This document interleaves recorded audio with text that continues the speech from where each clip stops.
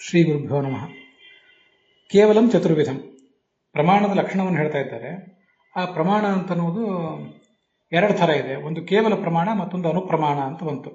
ಕೇವಲ ಪ್ರಮಾಣ ಅಂದರೆ ಜ್ಞಾನ, ನಾಲೆಜ್. ಮತ್ತು ಅನುಪ್ರಮಾಣ ಅಂದರೆ ಆ ಜ್ಞಾನವನ್ನು ಹುಟ್ಟಿಸಿದಂಥ ಸಾಧನ, ಇನ್ಸ್ಟ್ರೂಮೆಂಟ್ ಅಂತ ಇಷ್ಟು ವಿಷಯ ಈ ಹಿಂದೆ ಬಂದಿದೆ. ಆ ಕೇವಲ ಪ್ರಮಾಣ ಅಂತಿದೆಯಲ್ಲ, ಅದನ್ನು ಈಗ ಮತ್ತೆ ಎಷ್ಟು ವಿಧ ಅಂತ ಅನ್ನೋದನ್ನು ತೋರಿಸ್ತಾ ಇದ್ದಾರೆ. ಅದು ಸರಿಯಾಗಿ ಗಮನಿಸಬೇಕು. ಕೇವಲ ಪ್ರಮಾಣಂ ಅನುಪ್ರಮಾಣಂ ಚ ಅಂತಿದೆ. ಕೇವಲ ಪ್ರಮಾಣಂ ಅಂದರೆ ಜ್ಞಾನ, ಅದು ಒಂದನೇದ್ದು. ಅನುಪ್ರಮಾಣಂ ಅಂತನ್ನೋದು ಎರಡನೇದ್ದು, ಅದು ಜ್ಞಾನ ಸಾಧನ. ಈಗ ಕೇವಲಂ ಅಂತ ಮೊದಲನೇದ್ದು ಏನಿದೆಯಲ್ಲ, ಅದರ ವಿಭಾಗವನ್ನು ತೋರಿಸ್ತಾ ಇದ್ದಾರೆ. ಕೇವಲಂ ಚತುರ್ವಿಧಂ ಅಂತ ಹೀಗೆ. ಕೇವಲ ಪ್ರಮಾಣ, ಕೇವಲಂ ಪ್ರಮಾಣಂ ಅಂತ ಮುಂದೆ ತಿಳ್ಕೋಬೇಕು ನಾವು. ಕೇವಲ ಪ್ರಮಾಣ ಏನಿದೆ ಅದು 4 ವಿಧವಾಗಿದೆ. ಹೇಗೆ ಅಂದರೆ ಈಶ, ಲಕ್ಷ್ಮಿ, ಯೋಗಿ, ಅಯೋಗಿ ಭೇದೇನ. ಈಶ ಅಲ್ಲಿ ಭೇದೇನ ಅಂತ ಇಷ್ಟು ಮಾತ್ರ ಇದೆ. ನಾವು ಅದನ್ನು ಓದ್ಕೊಳ್ಳುವಾಗ ಈಶನ ಜ್ಞಾನ ಮತ್ತು ಲಕ್ಷ್ಮೀ ಜ್ಞಾನ, ಯೋಗಿಗಳ ಜ್ಞಾನ, ಅಯೋಗಿಗಳ ಜ್ಞಾನ ಅಂತ ಹೀಗೆ ಪ್ರತಿಯೊಂದಕ್ಕೂ ಜ್ಞಾನ ಅಂತ ಸೇರಿಸ್ಕೋಬೇಕು. ಯಾಕೆ ಅಂದರೆ ಈಗ ನಾವು ನೋಡ್ತಿರುವುದು ಜ್ಞಾನದ ಲಕ್ಷಣ, ಜ್ಞಾನ ಸಾಧನದ್ದಲ್ಲ. ಅದು ಆಮೇಲೆ ಮುಂದೆ ಬರೋದಿದೆ. ನಾವೀಗ ನೋಡ್ತಿರುವುದು ಕೇವಲ ಜ್ಞಾನದ ವಿಭಾಗ ನೋಡ್ತಿರೋದು, ಲಕ್ಷಣ ಅಲ್ಲ, ವಿಭಾಗ ನೋಡ್ತಿರೋದು. ಆ ವಿಭಾಗ ಆದ್ದರಿಂದ ಕೇವಲಂ ಚತುರ್ವಿಧಂ ಅಂತಂದರೆ ಈ ಜ್ಞಾನಂ ಚತುರ್ವಿಧಂ ಅಂತ ಅರ್ಥ ಆಗ್ತದೆ. ಅನುಪ್ರಮಾಣ ಅಲ್ಲ, ಕೇವಲ ಪ್ರಮಾಣ ಅನಿಸ್ಕೊಂಡಿರುವ ಜ್ಞಾನವು 4 ವಿಧವಾಗಿದೆ. ಜ್ಞಾನ 4 ವಿಧ ಅಂದರೆ ಈಶ ಜ್ಞಾನ, ಲಕ್ಷ್ಮೀ ಜ್ಞಾನ, ಯೋಗಿ ಜ್ಞಾನ ಮತ್ತು ಅಯೋಗಿ ಜ್ಞಾನ ಅಂತ ಹೀಗೆ 4 ವಿಧವಾಗಿದೆ ಅಂತ ಅದರ ತಾತ್ಪರ್ಯ ಆಗ್ತದೆ. ಅದರಲ್ಲಿ ಪೂರ್ವದ್ವಯಂ, ಮೊದಲಿನದು 2 ಏನಿದೆಯಲ್ಲ, ಮೊದಲಿಂದ 2 ಅಂದರೆ ಪರಮಾತ್ಮನ ಜ್ಞಾನ ಮತ್ತು ಲಕ್ಷ್ಮೀ ಜ್ಞಾನ. ಇವೆರಡೂ ಕೂಡ ಅನಾದಿಯಾಗಿವೆ ಮತ್ತು ನಿತ್ಯವಾಗಿವೆ ಅಂತ ಅರ್ಥ. ಅದಕ್ಕೊಂದು ಸ್ವಲ್ಪ ವಿವರಣೆ ನಾವೇ ತಗೊಳ್ಬೇಕು. ಯಾಕೆ ಅಂದರೆ ನಮಗೆ ನಿಮಗೆ ಎಲ್ರಿಗೂ ಕೂಡ ಗೊತ್ತಿರುವಂತೆ ಲಕ್ಷ್ಮೀದೇವಿಗೆ ಮತ್ತು ಪರಮಾತ್ಮನಿಗೆ ಸಂಸಾರದಲ್ಲಿ ಎಂದೂ ಹುಟ್ಟಿಲ್ಲ, ಮತ್ತು ಸಂಸಾರದಿಂದ ಬಿಡುಗಡೆ ಅನ್ನುವುದು ಇಲ್ಲ. ಅವರಿಗೆ ಹುಟ್ಟೇ ಇಲ್ಲ, ಅದರಿಂದ ಬಿಡುಗಡೆಯೂ ಕೂಡ ಇಲ್ಲ. ಈ ನಮಗೆ ನಿಮಗೆ ಇರುವಂತೆ ಲಿಂಗದೇಹ, ಅನಿರುದ್ಧ ದೇಹ ಮತ್ತು ಭೌತ ದೇಹ. ಭೌತ ದೇಹ ಅಂತ ನಾನು ಕರೆಯೋದು ತಂದೆ ತಾಯಿಯಿಂದ ಬಂದಿರುವಂಥ ದೇಹವನ್ನು. ಈ 3 ದೇಹಗಳಿದ್ದರೆ ಆ 3 ದೇಹಗಳ ಮೂಲಕ ನಾವು ಯಾವ್ಯಾವ ಜ್ಞಾನಗಳನ್ನೆಲ್ಲ ಪಡಿತೀವಲ್ಲ, ಅವು ಹುಟ್ಟುತ್ತಾ, ಆ ಜ್ಞಾನವೂ ಹುಟ್ಟುತ್ತದೆ, ಜ್ಞಾನ ನಷ್ಟ ಆಗ್ತದೆ. ಆದರೆ ಇವರಿಬ್ಬರಿಗೆ ಮಾತ್ರ ಯಾವತ್ತೂ ಲಿಂಗದೇಹವೂ ಇಲ್ಲ, ಅನಿರುದ್ಧ ದೇಹವೂ ಇಲ್ಲ, ಭೌತ ದೇಹವೂ ಇಲ್ಲ. ಆದ್ದರಿಂದ ಅವರ ಜ್ಞಾನ ಏನಿದೆ ಅವರ ಕೇವಲ ಜೀವಸ್ವರೂಪ. ನಾನು ಈ ಹಿಂದಿನ ರೆಕಾರ್ಡಿಂಗ್ನಲ್ಲಿ ಸಾಕ್ಷಿ ಅಂತಂದು ಹೇಳಿದ್ದೆ. ಸಾಕ್ಷಿ ಅಂದರೆ ಆ ಜೀವ ಅಂತ ಅರ್ಥ. ಜೀವ ಅಂತಂದರೆ ಅಲ್ಲಿ ಅದು ಸ್ವಲ್ಪ ಅರ್ಥ ವಿಸ್ತಾರ ಮಾಡಿ ನಾವು ತಿಳ್ಕೋಬೇಕು. ಜೀವ ಅಂದರೆ ಕೇವಲ ಜೀವ ಅಲ್ಲ, ಜೀವ ಅಂದರೆ ಒಬ್ಬ ಆತ್ಮ ಅಂತ ಅರ್ಥ.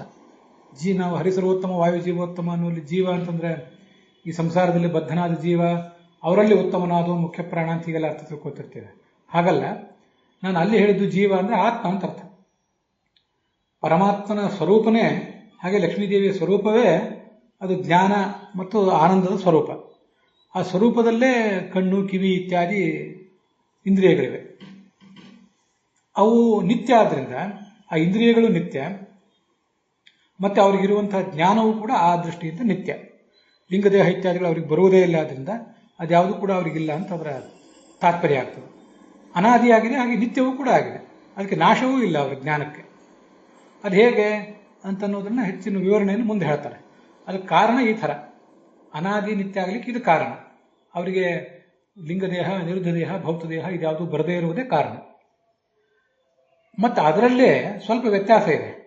ಈ ಲಕ್ಷ್ಮೀದೇವಿ ಜ್ಞಾನ ಮತ್ತು ಪರಮಾತ್ಮನ ಜ್ಞಾನ ಅಂತ ಬಂತಲ್ಲ, ಲಕ್ಷ್ಮೀದೇವಿ ಜ್ಞಾನ, ಪರಮಾತ್ಮನ ಜ್ಞಾನ ಇವೆರಡೂ ಕೂಡ ಅನಾದಿವೂ ಹೌದು, ನಿತ್ಯವೂ ಹೌದು ಅಂತ ಆದಮೇಲೆ ಪರಮಾತ್ಮನ ಜ್ಞಾನಕ್ಕೆ ಅದೇನು ವೈಶಿಷ್ಟ್ಯ ಬಂತು ಅಂತ ಯಾರು ಪ್ರಶ್ನೆ ಮಾಡಿದರೆ ಅದಕ್ಕೆ ಒಂದು ವ್ಯತ್ಯಾಸ ಹೇಳ್ತಾರೆ. ಸ್ವಾತಂತ್ರ್ಯ ಪಾರತಂತ್ರ್ಯಾಭ್ಯಾಂ ವಿಶೇಷ ತದ್ವಿಶೇಷ. ತದ್ವಿಶೇಷ, ತತ್ ಅಂದರೆ ಲಕ್ಷ್ಮೀ ಪರಮಾತ್ಮ ಜ್ಞಾನ ಮತ್ತು ಲಕ್ಷ್ಮೀದೇವಿ ಜ್ಞಾನ. ಅವೆರಡಕ್ಕೆ ವ್ಯತ್ಯಾಸ ಏನು ಅಂದರೆ ಅನಾದಿಯಾಗಿದೆ, ನಿತ್ಯವೂ ಆಗಿದೆ ಎನ್ನುವುದು ಅದರ ಸಮಾನತೆ. ವೈಶಿಷ್ಟ್ಯ ಏನು ಅಂದರೆ ಪರಮಾತ್ಮನ ಜ್ಞಾನ ಸರ್ವತಂತ್ರ ಸ್ವತಂತ್ರ, ಲಕ್ಷ್ಮೀದೇವಿಯ ಜ್ಞಾನ ಪರಮಾತ್ಮನಿಗೆ ಅಧೀನವಾದದ್ದು. ಹೀಗೆ ಅವೆರಡಕ್ಕೂ ಕೂಡ ವ್ಯತ್ಯಾಸ ಇದೆ. ಈಶ್ವರನ ಜ್ಞಾನ ಸ್ವತಂತ್ರವಾದ್ದು, ಲಕ್ಷ್ಮೀದೇವಿಯ ಜ್ಞಾನ ಪರಾಧೀನವಾದದ್ದು. ಜ್ಞಾನ ಮಾತ್ರ ಅಲ್ಲ, ಈಶ್ವರನ ಗುಣಗಳು ಸ್ವತಂತ್ರ, ಈಶ್ವರನೂ ಸ್ವತಂತ್ರ, ಅವನ ಕ್ರಿಯೆ ಸ್ವತಂತ್ರ.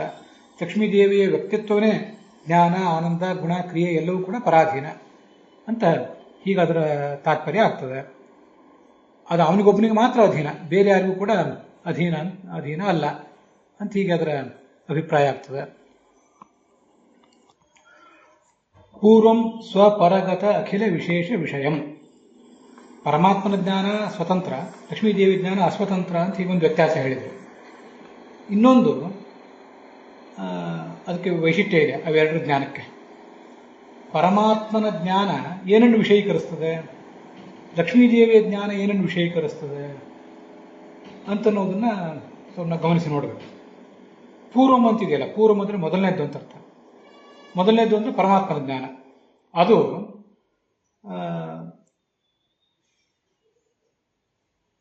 ಸ್ವಪರಗತ ಅಖಿಲ ವಿಶೇಷ ವಿಷಯಂ. ಸ್ವ ಅಂದರೆ ಪರಮಾತ್ಮ, ಪರ ಅಂದರೆ ಪರಮಾತ್ಮನ ಹೊರತುಪಡಿಸಿ ಉಳಿದವರು, ಲಕ್ಷ್ಮೀದೇವಿ ಮೊದಲಾದವರು. ಅವರಲ್ಲಿ ಗತ ಅಂದರೆ ಇರುವ, ಅಖಿಲ ಎಲ್ಲ, ವಿಶೇಷ ಪ್ರತಿಯೊಂದು ಸಣ್ಣ ಸಣ್ಣ ಅಂಶವೂ ಅದೆಲ್ಲವೂ ಕೂಡ ಪರಮಾತ್ಮನ ಜ್ಞಾನಕ್ಕೆ ವಿಷಯ ಆಗಿದೆ. ಇದರರ್ಥ ಪರಮಾತ್ಮ ಈ ಜಗತ್ತಿನಲ್ಲಿ ಇರುವಂತಹ ಎಲ್ಲವನ್ನೂ ತಿಳಿದಿದ್ದಾನೆ. ತನ್ನಲ್ಲಿರುವುದೆಲ್ಲವನ್ನೂ ತಿಳಿದಿದ್ದಾನೆ, ಲಕ್ಷ್ಮೀದೇವಿಯಲ್ಲಿರುವುದೆಲ್ಲವನ್ನು, ಹಾಗೆ ಉಳಿದ ಕಡೆ ಏನೇನಿದೆ ಅದೆಲ್ಲವನ್ನೂ ತಿಳಿದಿದ್ದಾನೆ. ಇದು ಆ ಪರಮಾತ್ಮನಿಗೆ ಸಂಬಂಧಪಟ್ಟದ್ದು. ಆದರೆ ಲಕ್ಷ್ಮೀದೇವಿಗೆ ಪರಮಾತ್ಮನಷ್ಟು ತಿಳುವಳಿಕೆ ಇಲ್ಲ. ಚತುರ್ಮುಖಾದಿಗಳಿಗೆ ಹೋಲಿಸಿದರೆ ಅವಳು ಎಲ್ಲವನ್ನು ತಿಳಿದಿದ್ದಾಳು, ಹೌದು. ಆದರೆ ಅವಳಿಗೆ ಪರಮಾತ್ಮನ ಬಗ್ಗೆ ಎಲ್ಲ ತಿಳುವಳಿಕೆ ಇಲ್ವಲ್ಲ, ಅದೊಂದು ವ್ಯತ್ಯಾಸ ಇದೆ ಅವಳಲ್ಲಿ. ದ್ವಿತೀಯಂ ಈಶೆ ಅನ್ಯೇಭ್ಯ ಅಧಿಕಂ. ದ್ವಿತೀಯಂ ಅಂದರೆ ಲಕ್ಷ್ಮೀದೇವಿಯ ಜ್ಞಾನ. ಅದು ಪರಮಾತ್ಮನ ಕುರಿತಾಗಿ ಹೆಚ್ಚು ತಿಳಿದಿದೆ, ಉಳಿದವರಿಗಿಂತ ಹೆಚ್ಚು ತಿಳಿದಿದೆ. ಅನ್ಯರು ಅಂದರೆ ಚತುರ್ಮುಖಾದಿಗಳು. ಆ ಚತುರ್ಮುಖಾದಿಗಳಿಗಿಂತ ಇದು ಹೆಚ್ಚು ತಿಳಿದಿದೆ. ಲಕ್ಷ್ಮೀದೇವಿಯ ಜ್ಞಾನಕ್ಕೆ ಹೆಚ್ಚು ವಿಷಯ ಗೊತ್ತಿದೆ, ಯಾವುದೂ ಪರಮಾತ್ಮನ ಬಗ್ಗೆ. ಆದರೆ ಅಸಾರ್ವತ್ರಿಕಂ, ಎಲ್ಲವೂ ತಿಳಿದಿಲ್ಲ. ಅದನ್ನು ಗಮನಿಸಬೇಕು. ಪರಮಾತ್ಮನ ಬಗ್ಗೆ ಎಲ್ಲವೂ ಗೊತ್ತಿಲ್ಲ ಅವಳಿಗೆ, ಆದರೆ ಉಳಿದವ್ರಿಗಿಂತ ಹೆಚ್ಚು ಗೊತ್ತಿದೆ, ಇಷ್ಟು ತಾತ್ಪರ್ಯ. ಅಸಾರ್ವತ್ರಿಕಂ ಅಂದರೆ ಎಲ್ಲವನ್ನೂ ತಿಳಿದಿಲ್ಲ ಅಂತದರ ಅಭಿಪ್ರಾಯ. ಇನ್ನು ಅನ್ಯತ್ರ ಸರ್ವ ವಿಷಯ ಸ್ಪಷ್ಟತ್ವೇ ಭೇದ. ಪರಮಾತ್ಮನ ಬಗ್ಗೆ ಉಳಿದವ್ರಿಗಿಂತ ಹೆಚ್ಚು ತಿಳಿದಿದೆ, ಆದರೆ ಎಲ್ಲವೂ ಗೊತ್ತಿಲ್ಲ ಅಂತ ಬಂತಲ್ಲ.